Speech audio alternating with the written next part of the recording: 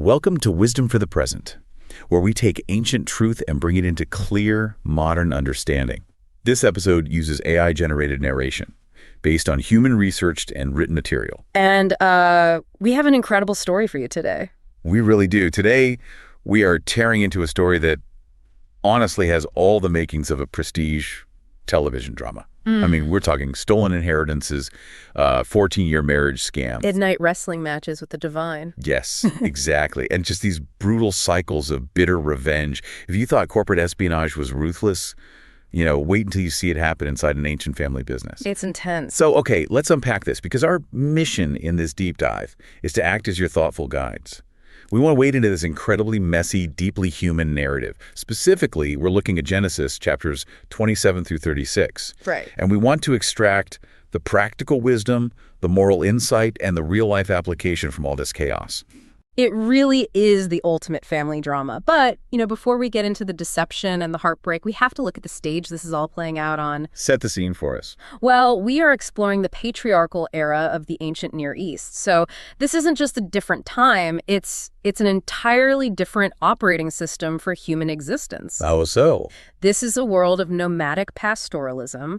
There are no nation states, no police forces, no social safety nets whatsoever. It's just you and your family. Exactly. Your survival is entirely dependent on your clan, your flocks, and your water sources.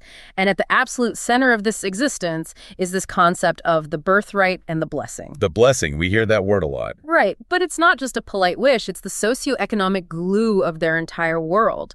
But at its core, as we'll see, this is a story of a deeply flawed family trying to navigate a massive cosmic divine promise. And they try to navigate it using their own, petty manipulations. Exactly. We are dealing with real people operating in a culture vastly different from ours, but their psychological and spiritual struggles.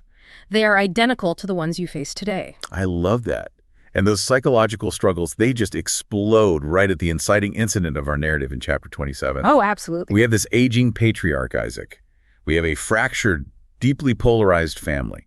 And we have a mother-son plot that completely shatters their household. It really does. It sets our protagonist Jacob on a 20-year exile. Right. So Isaac is old. Based on the chronological markers, he's roughly 136 years old at this point. Mm-hmm. His sight is failing him. He feels death approaching. And he has this intense, almost stubborn desire to pass on the covenant blessing to his favorite son. Esau. Right, Esau. The rugged outdoorsman, the hunter, the firstborn. So Isaac tells Esau to grab his quiver and bow, go out to the field, hunt some wild game, and make him this savory venison stew. He says, so that my soul may bless you before I die. We have to pause here, though, to understand what is actually at stake with this blessing. Right, because it sounds just like a nice toast at a graduation party or something to a modern listener. Exactly. But in this ancient context, it is a legally binding oral contract.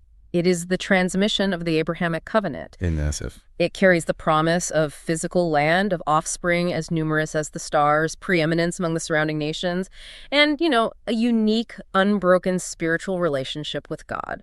And Isaac wants to hand the keys to this entire cosmic promise over to Esau. Yes. But he's doing this based entirely on natural affection and the cultural default of primogeniture. The oldest son takes all. Right. But wait, which is wild because didn't God explicitly say something different years earlier? Yes, exactly. Decades prior, before these twin boys were even born, there was a divine oracle given to his wife, Rebecca.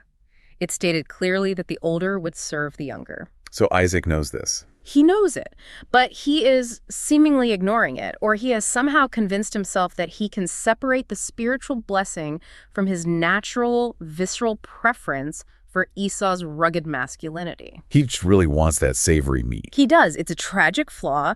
He is allowing his physical appetite to dictate a spiritual inheritance. And that tragic flaw is met with an equally tragic deception.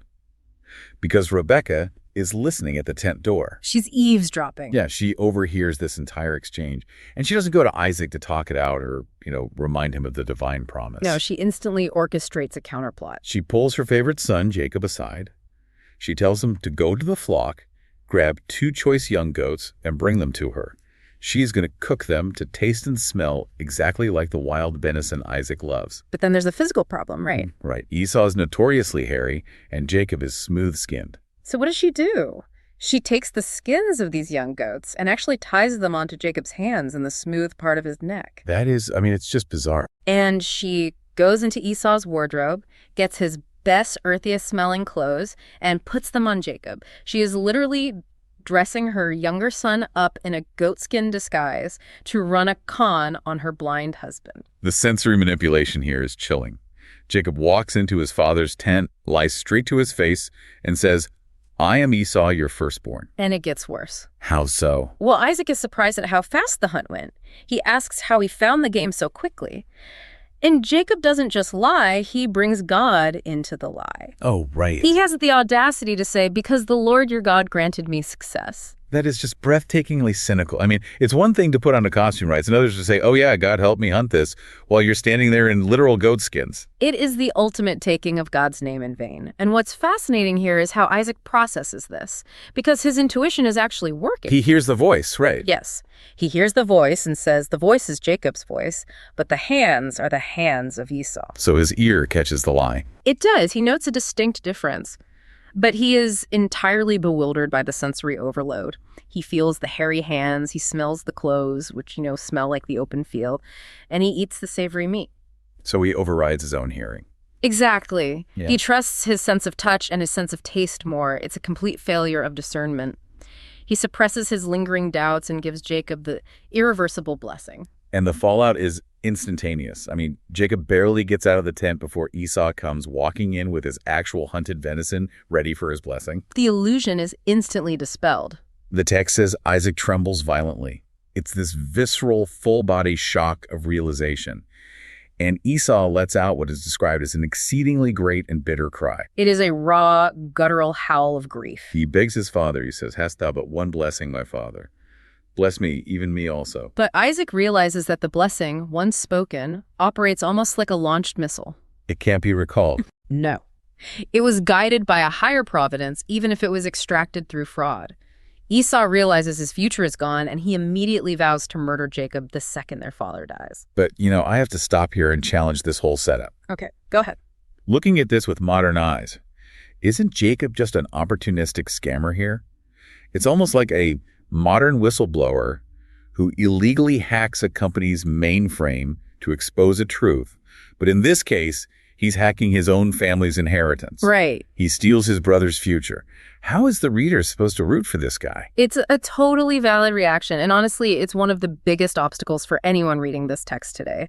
We see God's will that the younger will inherit the promise, seemingly accomplished through outright premeditated fraud. Right. It feels like the text is saying the ends justify the means. It does feel like that. But if we look closer, the narrative actually strongly condemns the deceit. Both Rebekah and Jacob use bad, unethical means to try and force a good end. They forced it. Yes, they believed the promise of God, but they did not trust the providence of God to bring it about in his own time and way. And because they resorted to fraudulent manipulation, the retributive justice in the narrative is incredibly swift and severe. Because they don't exactly get to celebrate their victory, do they? Not at all. Jacob gets the blessing of wealth and power, but he has to flee his home with absolutely nothing but his walking stick. He is plunged into fear and decades of grueling servitude. And Rebekah, the mastermind of the plot. She tells Jacob to run away to her brother's house for what she thinks will just be a few days until Esau calms down. But she never sees her favorite son again for the rest of her life. Exactly. The text isn't endorsing their trickery. It is showing us the devastating collateral damage of their manipulation. It makes you wonder about your own life, doesn't it? If you're listening to this, where are you putting on your own goatskins to fake an identity? That's a great question. Right. Where are you trying to secure a blessing or a promotion or just a sense of approval that you feel you lack by pretending to be someone you aren't? We see this constantly with imposter syndrome. Oh, absolutely. We exhaust ourselves trying to project the image of the Esau that we think our boss, our partner, or our social circle wants to bless. We think if we just wear the right clothes and say the right things, we'll get the inheritance. But this story forces us to look at the exhausting nature of that deception. Yes. It forces us to ask what the collateral damage will be to our relationships when the truth inevitably comes out. And that exhaustion, that forced flight from the consequences of his deception, pushes Jacob entirely out of his comfort zone in chapter 28. He has to leave. He leaves the claustrophobic, toxic environment of the family tent in Beersheba and enters the vast, isolating wilderness. He is fleeing toward Haran, his ancestral homeland, hundreds of miles away. He is entirely stripped of his self-reliance. Exactly. He's no longer the clever manipulator cooking up schemes in his mother's kitchen. He is a terrified fugitive, completely alone as the sun goes down. Night falls, and he's out in the open. The text gives us this incredibly stark detail. It says he takes a stone and puts it under his head for a pillow. A literal rock. Literal rock. It is the ultimate image of hitting rock bottom. He has the cosmic blessing of all the wealth of the earth, and he is sleeping in the dirt on a stone. But then he falls asleep. And he has this massive paradigm-shifting dream. He sees a stairway, or often it's translated as a ladder, resting on the earth with its top reaching all the way into heaven. And the angels of God are ascending and descending on it. Yes. And above it stands the Lord, who speaks directly to him. And look at what God says. He doesn't bring up the goat skins. He doesn't rebuke Jacob for the fraud. Which is surprising. Very. Instead, he renews the Abrahamic covenant right there. He promises Jacob the land he is sleeping on, offspring as numerous as the dust of the earth. And most importantly, for a terrified guy running for his life, he promises unfailing presence and protection. God says, I am with you and will keep you wherever you go. I will not leave you. Jacob wakes up from this and is just in absolute awe. He says, surely the Lord is in this place, and I didn't know it. He's terrified, but it's like a holy terror. Yes. He takes that rock he slept on, sets it up as a pillar, anoints it with oil, and names the place Bethel, which means house of God. The imagery here is profound, especially if we look at it through a comparative lens. Oh, definitely. This image of a mediator between heaven and earth, a bridge, a ladder, a cosmic tree, or an axis connecting the human and the divine. It resonates deeply across many ancient wisdom traditions. It represents a universal human longing for contact with the transcendent. Up until this point, heaven and earth might have seemed completely severed to Jacob. He was operating entirely on a horizontal plane, dealing in human cunning, bartering for bowls of stew, manipulating his blind father. But this dream reestablishes vertical contact. Yes, it shows him that the divine is actively, constantly involved in the mundane world. The messengers are passing to and fro. He learns in a flash that he is accepted not because he is a good person. Which his resume clearly shows he hasn't been. Exactly. But he's accepted through this unmerited intervening grace. It's an incredibly beautiful moment. But then almost immediately after this mind-blowing vision, Jacob does something that feels very Jacob. He makes a vow. He says, if God will be with me and will keep me in this way that I go and will give me bread to eat and clothing to put on, then the Lord will be my God. And of all that you will give me, I will surely give a tenth to you. Now, I have to push back again here. Isn't he just bargaining with the Almighty here? It sounds so transactional. Like, if you provide the food and clothes, then I'll worship you and I'll give you a 10% cut of the profits. It feels like he's trying to hustle God. It really does. It absolutely sounds mercenary at first glance. It sounds like a conditional contract. But if we connect this to the broader arc of his life, it actually marks a massive spiritual milestone. How so? This isn't him dictating terms to God like a shrewd businessman. This is the halting, imperfect echo of a newborn faith. Up to now, Jacob relied entirely on his own wits. He was a taker. Right. This vow is his very first spontaneous movement of surrender. The phrasing, if God will be with me, in the ancient language can be more accurately understood as, since God has promised to be with me. Oh, interesting. So it's not a condition, it's a response. Exactly. It is the response of a dependent son to the assurance of a father.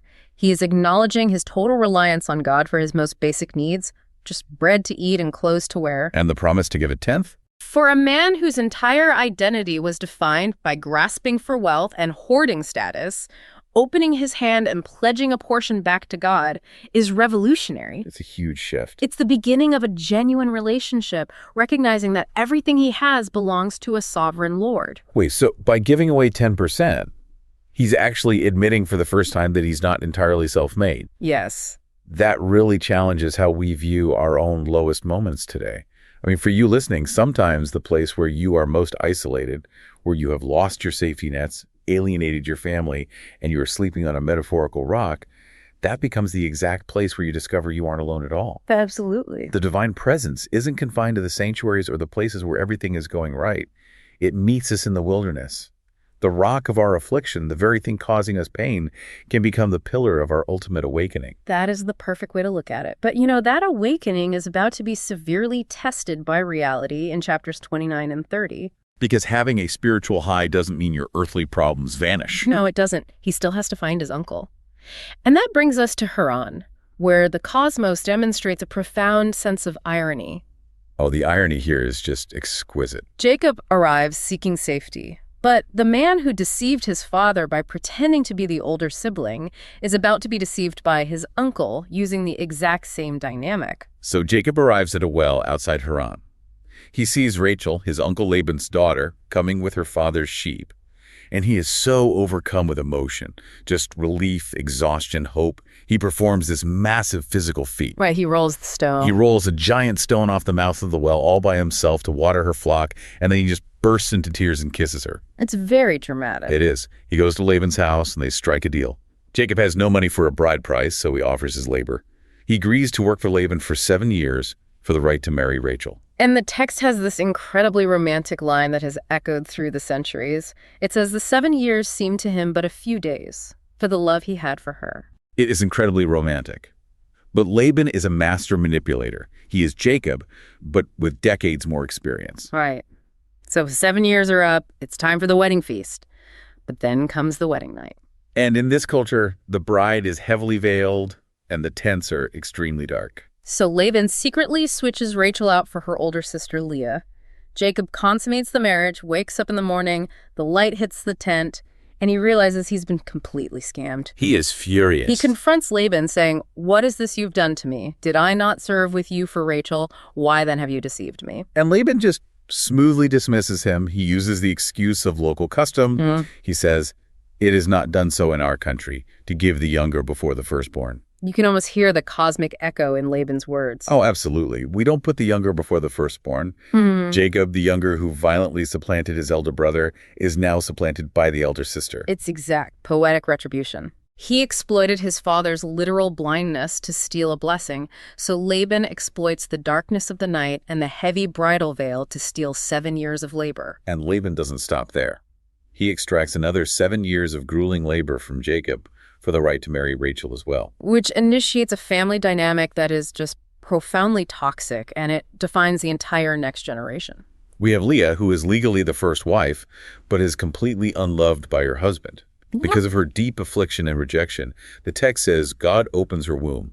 She bears 4 sons in quick succession: Reuben, Simeon, Levi, and Judah. Meanwhile, Rachel, the beloved wife, the one Jacob actually wants, is barren. She becomes desperate, consumed by jealousy, and she screams at Jacob, "Give me children or else I will die." And this leads to a complete breakdown of the household. Rachel, mimicking a cultural practice we saw earlier with Abraham and Sarah, gives her handmaid, Bilhah, to Jacob as a surrogate. To bear children on her knees. Right. And Leah, seeing that she has temporarily stopped bearing, responds by giving her own handmaid, Zilpah, to Jacob as well. It becomes a bitter, competitive, heartbreaking childbearing race. These women are weaponizing their fertility and their servants' bodies to fight for the affection of one man. And it gets so petty that there's an incident over mandrake roots. Oh, the mandrakes. Reuben, Leah's son, finds mandrakes in the field, which were anciently thought to be an aphrodisiac and promote fertility.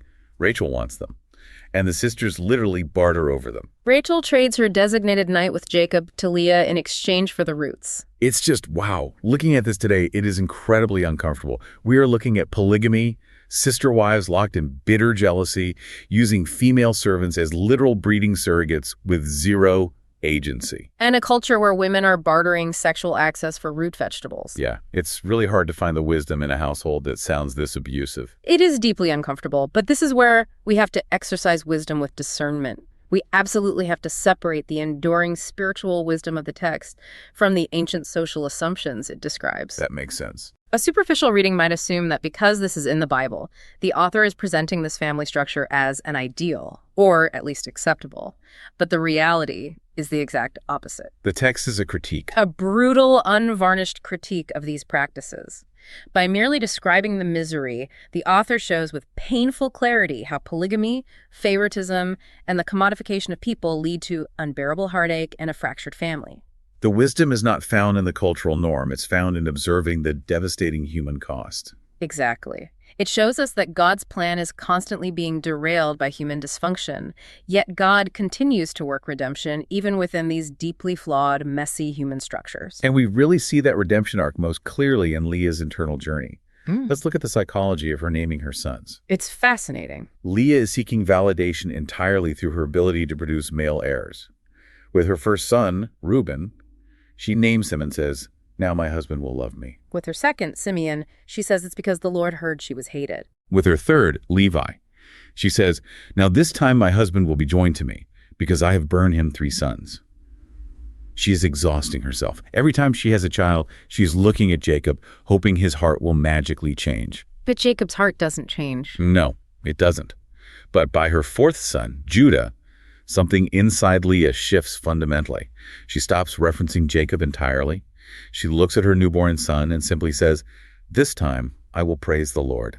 And historically, that is a massive pivot, because it is through Judah, the son of the unloved wife, that the lineage of King David and eventually the promised Messiah comes. It's an incredible psychological breakthrough. She transitions from seeking extrinsic human validation to finding intrinsic worth in her relationship with the divine. She realizes that no amount of performance is going to make Jacob love her the way he loves Rachel. But more importantly, she realizes she doesn't need his love to secure her fundamental worth. Exactly. She steps off the treadmill of performance. So think about your own life. Where are you acting like Leah in those early years? Where are you performing, producing, or exhausting yourself to win the affection or approval of a Laban or an indifferent partner, a boss, or a social circle? You keep thinking, if I just achieve this one more thing, then they will value me. Right. How can you make that Judas shift? How can you move your focus away from seeking human validation, which is fickle and often unfair, toward finding your intrinsic worth and just practicing gratitude for who you are? That shift is essential for survival. Because if you don't make it, you end up permanently trapped in cycles of mutual exploitation. And that cycle between Jacob and Laban is about to hit its absolute breaking point in chapters 30 and 31. Jacob has now served 14 years for his wives. He comes to Laban and asks to be sent away to his own country. But Laban isn't an idiot. He has practiced divination, or at least keen observation, and he knows his wealth has exploded entirely because the divine blessing is resting on Jacob. So he begs him to stay. He says, "Name your wages and I will give it." Jacob agrees to stay and tend the flocks, but he proposes a very strange deal. He asks only for the rare, genetically recessive animals as his pay: the speckled, spotted, and dark-colored sheep and goats. Laban eagerly agrees, thinking he's getting the deal of the century. But then Laban immediately goes out, removes all those specifically colored animals from the flock, gives them to his own sons, and puts a 3-day journey between them and Jacob. Laban ensures Jacob starts with absolute zero. He is constantly trying to rig the game. But Jacob has 20 years of suppressed cunning ready to be unleashed. He uses this highly specific, ancient breeding tactic. The peeled rods. Yes. He takes fresh rods of poplar, almond, and plane trees, peels white streaks in them, and places them in the watering troughs precisely when the strongest, healthiest animals are mating. Whether this was ancient folk science or a symbolic action, the text tells us that through a mix of this tactic and direct divine intervention, the flocks produce massive numbers of streaked and spotted young. Jacob becomes exceedingly wealthy. He amasses flocks, camels, donkeys, and servants. Laban keeps trying to change his wages. 10 times, the text says. But no matter what color Laban picks, the flocks produce that exact color. Jacob keeps outwitting him. Finally, the tension is just too much. Laban's sons are grumbling that Jacob has stolen their father's wealth. Laban's demeanor toward Jacob turns completely hostile. God tells Jacob it's time to return to the land of his fathers. So Jacob calls Rachel and Leah out to the field, away from listening ears, and pitches his exit strategy. They agree that their father has treated them like foreigners, sold them, and used up their purchase price. So while Laban is 3 days away shearing his sheep, Jacob packs up his wives, his children, his massive flocks, and they make a secret run for the border. But as they leave, a detail is dropped into the narrative that will have massive consequences. Rachel goes into her father's tent and steals his teraphim, the household idols. They flee, and Laban doesn't find out they are gone until the 3rd day. He gathers his kinsmen and furiously pursues them for 7 days, driving his men hard until he finally overtakes Jacob's caravan in the hill country of Gilead, which is terrifying. Laban has the manpower to slaughter them all. He does, but the night before he reaches them, God actually intervenes. God appears to Laban in a dream and warns him, saying, Be careful not to say anything to Jacob, either good or bad. Meaning, do not attempt to force him back or harm him. So when the confrontation happens, it is intensely tense but restrained from violence. Laban demands to know why Jacob fled like a thief. But his real anger is reserved for one specific question. Why did you steal my gods? Exactly. Jacob, who has absolutely no idea that Rachel took the idols, is deeply offended. Yeah. He says, whoever you find your gods with shall not live. He confidently invites Laban to search the entire camp. And this is where the scene gets incredibly cinematic. Laban is tearing through the tents in a rage. He goes into Leah's tent, the servants' tents, finding nothing. Finally, he enters Rachel's tent. Now Rachel has taken these idols, stuffed them inside the hollow of her camel saddle, and she is casually sitting on them in the middle of the tent. The audacity. Right. When her furious father enters, she apologizes for not standing up, claiming the custom of women is upon her. She's having her menstrual period. Laban, respecting the cultural taboo of ritual impurity, doesn't force her to move. He searches the rest of the tent, finds nothing, and leaves empty-handed. It is a masterful, if deeply deceptive, piece of theater by Rachel. And the second Laban comes up empty, Jacob just unloads on him. It is the explosion of 2 decades of pent-up resentment. Jacob hotly defends his 20 years of grueling, faithful labor.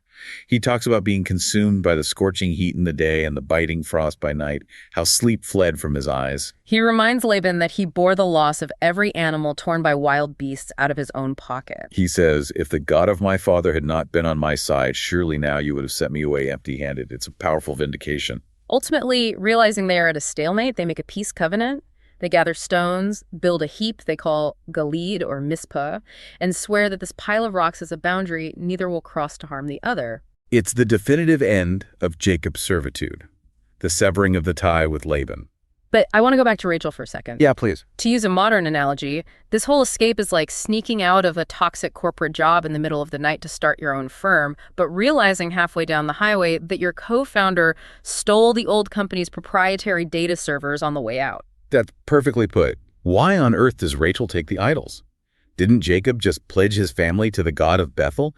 Why risk everything for some wooden statues? What's fascinating here is the deep cultural meaning of those teraphim. They weren't just religious trinkets for worship. In the ancient Near East, possession of the household idols often represented the legal title deeds to the family estate. Oh, wow. So it secured inheritance rights. And ancestral protection. Think about Rachel's psychology. She is leaving everything she knows. Her father has treated her and Leah like literal property, selling them for labor and hoarding the wealth. She is heading into the dangerous, unknown wilderness toward a land she has never seen to meet a brother-in-law who famously wants to murder her husband. She is hedging her bets. She might trust Jacob, and she might conceptually trust Jacob's God, but she wants to keep a little bit of the old security, a little bit of the old leverage, just in case. She is smuggling the old world into the new. It's such a profoundly human reaction. We desperately want the new beginning, but we want the safety net of our old dysfunctions just in case the new beginning fails. We don't want to fully let go. So ask yourself, what teraphim are you secretly sitting on right now? What toxic safety nets, outdated mindsets, or hidden destructive habits are you smuggling into your new chapter because you are afraid to fully trust the future? We all have that camel saddle we refuse to stand up from. We make excuses about why we need to keep it, but we have to identify those hidden idols if we are ever going to be truly free of the Labans in our lives. Because Jacob is about to learn in the most painful way possible that you cannot carry the baggage of the past into the promise of the future. Right, chapter 32. He has outrun Laban, but he is running straight into a wall named Esau. And this brings us to the absolute climax of his journey, the wrestling in the dark. Laban is finally in the rearview mirror. Jacob is standing at the boundary of the promised land. But entering that land means he has to face the terrifying ghost of his past. He sends messengers ahead to Esau, hoping to find favor, but the messengers return with horrifying news. Esau is approaching, and he has 400 armed men with him. Esau isn't coming for a family reunion. He's coming with a private army. This forces the ultimate physical and spiritual crisis of Jacob's life. Jacob is paralyzed with fear. His brilliant mind goes into overdrive. He divides his family, his servants, and his flocks into 2 camps, reasoning that if Esau attacks and massacres one camp, the other might have a chance to escape. Then he tries to buy his brother off. He sends wave after wave of massive animal gifts. Hundreds of female goats, male goats, ewes, rams, nursing camels, cows, bulls, and donkeys. He instructs his servants to leave a space between each drove to create this overwhelming procession of wealth. He hopes to appease Esau's anger before he ever sees his face. And then night falls. He sends his wives and his children across the ford of the Jabbok River. Jacob is left totally alone in the dark. He has sent his wealth away. He has sent his family away. His clever plans are exhausted. And suddenly, the text says, a mysterious man attacks him, and they wrestle in the dirt until the breaking of the day. The physical reality of this encounter is staggering. Think about Jacob. He is a man who has fought his entire life with his wits, his tongue, and his deceit. He's a strategist. Now, in the dark, he is forced into a desperate hand-to-hand physical struggle for his life. The divine meets man exactly where he is. Jacob was entirely self-reliant, so he is met with sheer physical force. They wrestle all night. But here is the incredible part. The mysterious man cannot overpower Jacob. Which speaks to Jacob's immense, stubborn resilience. He refuses to yield. So, seeing that he cannot prevail, the man simply reaches out and touches the hollow of Jacob's thigh and instantly dislocates his hip socket. Just touches it, and the joint pops out. Yes. With one touch, the very pillar of his physical strength is shattered. For a nomadic pastoralist, a dislocated hip is a death sentence. He is entirely disabled. He can no longer fight back, and he certainly cannot turn and run away from Esau. All he can do is hang on. And despite the agonizing, blinding pain, Jacob wraps his arms around his opponent, clings to him, and cries out, "I won't let you go unless you bless me." It's desperation. And then the opponent asks a question that cuts right through the physical pain and down to the bone. What is your name? Jacob is forced to confess his identity. He has to open his mouth and say, Jacob, which translates to the deceiver, the supplanter, the heel grabber. Think about the symmetry here. Decades ago, when his blind, dying father asked him who he was, he lied. He wore the goatskins and said, I am Esau. Now, in the dark, stripped of everything, facing the divine, he has to tell the ugly truth. He has to own his nature. And because he confesses his true, broken self, he is given a new name. The man says, your name shall no longer be called Jacob, but Israel, which means he who wrestles with God. Because he has striven with God and with men, and has prevailed. Jacob names the place Peniel, saying, I have seen God face to face, and my life is preserved. But wait, I have to ask a crucial question here. Right before the blessing, the opponent says, let me go, for the day breaks. Is this some kind of ancient vampire rule? Why is a divine being afraid of the sun coming up? It's a great question, and it highlights a major theological concept of the ancient world. It's not that the divine being is afraid of the light. The prevailing understanding is that no mortal, tainted by sin and deceit, can see the infinite holy God in the full light of day and survive. The unshielded glory of the divine would be completely consuming. By demanding to be released before dawn breaks, the divine being is actually protecting Jacob's life. So the darkness of the night wasn't just setting the mood, it was actually a shield protecting him from being obliterated. Precisely. And the core wisdom of this wrestling match is the absolute heart of the entire Genesis narrative. Think about Jacob's lifelong strategy up to this night. From the womb, he used his hands to trick, to grasp, to take what wasn't his. Now his physical strength is permanently broken. He has to meet an army of 400 men the next morning, and he can't even stand up straight without support. He finally learns the lesson that ultimate blessing doesn't come from manipulation. It doesn't come from your own cleverness or your goatskin disguises. It comes from broken, dependent clinging to the divine. His sense of total physical debility becomes the secret of his spiritual power. That is a total paradigm shift. As a modern translation, this fundamentally reframes how we experience our own dark nights of the soul.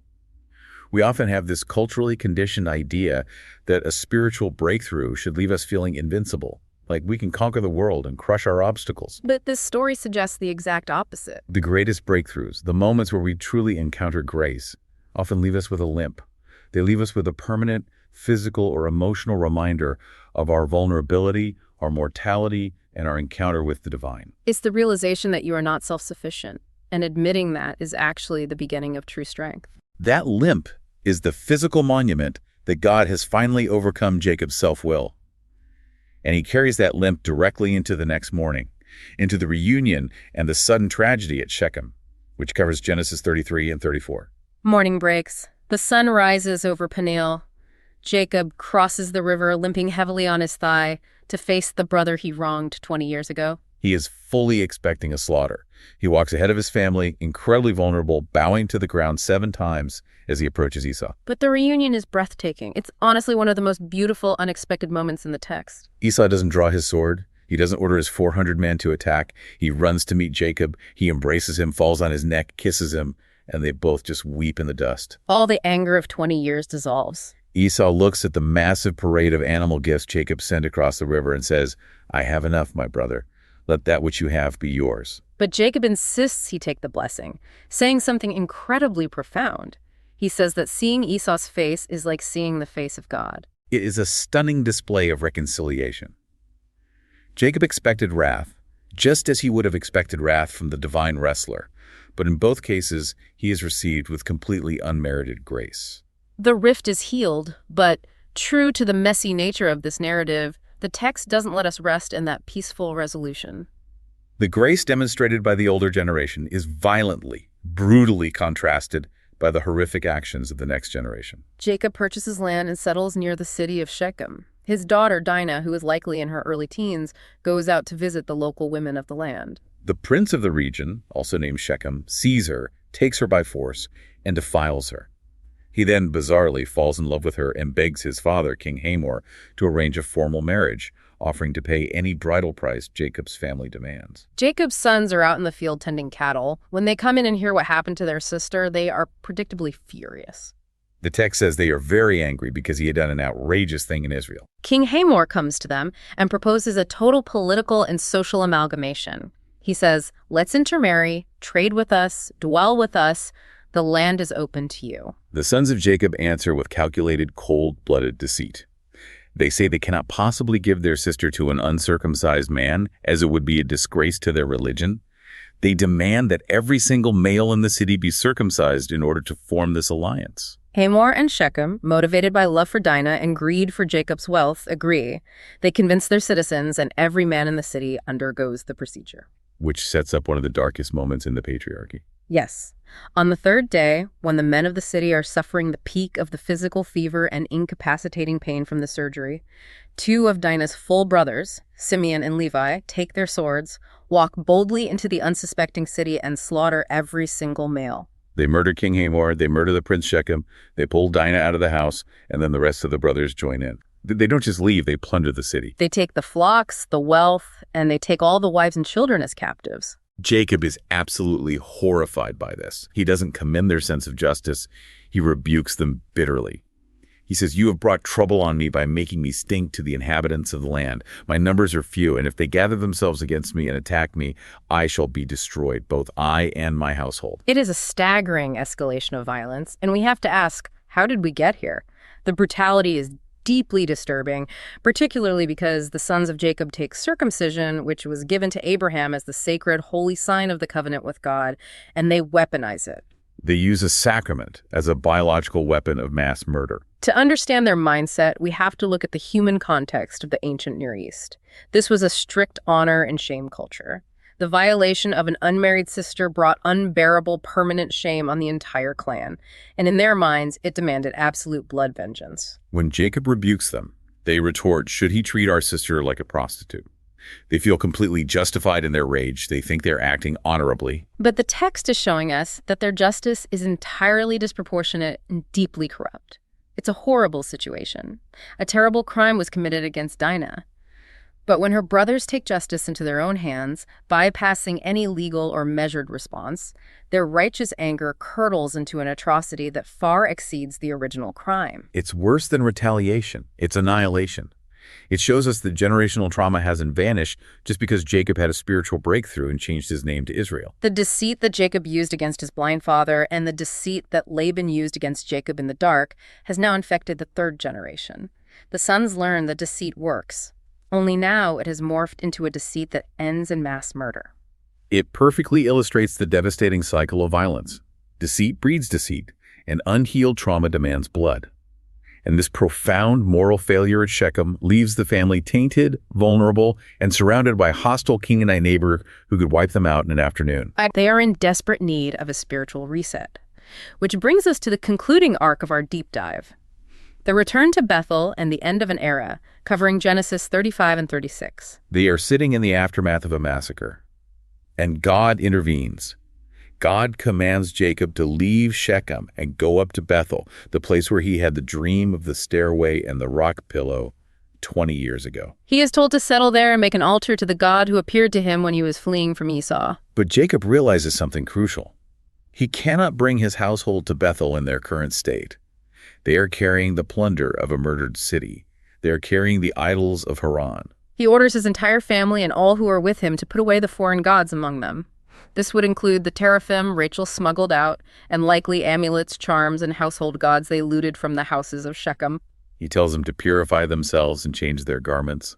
They hand over all these idols and rings, and Jacob takes them and buries them deep under an oak tree near Shechem. This action of burying the idols under the oak is the ultimate, definitive act of leaving the past behind. Jacob is finally stepping up as the spiritual leader of his home. He isn't just physically moving his tents to Bethel. He is leading his family into undivided, exclusive loyalty to God. He is cleaning house. And when they finally arrive at Bethel, God appears to him again, definitively confirming his new name, Israel, and renewing the covenant promises of land, nationhood, and kings that will come from his loins. It is a moment of profound spiritual closure. The fugitive who left with nothing returns as a patriarch, cleansed of his idols. But the narrative remains unflinchingly realistic. The spiritual high of Bethel doesn't insulate him from the brutal pain of a fallen world. As they travel further, Rachel, the great love of Jacob's life, the woman he worked 14 years for, goes into hard labor. Tragically, she dies in childbirth. With her dying breath, looking at the tragedy of her own end, she names her newborn son Benoni, which translates to son of my trouble or son of my sorrow. But Jacob steps in. He has learned something about the power of names. He renames the boy Benjamin, meaning son of my right hand. He refuses to let his youngest son's identity be permanently defined by the tragedy of his birth. He sets up a pillar over Rachel's grave, a monument to his deepest loss, and he has to physically limp onward. And the fracturing of the family, the consequences of his earlier choices, continues to haunt him.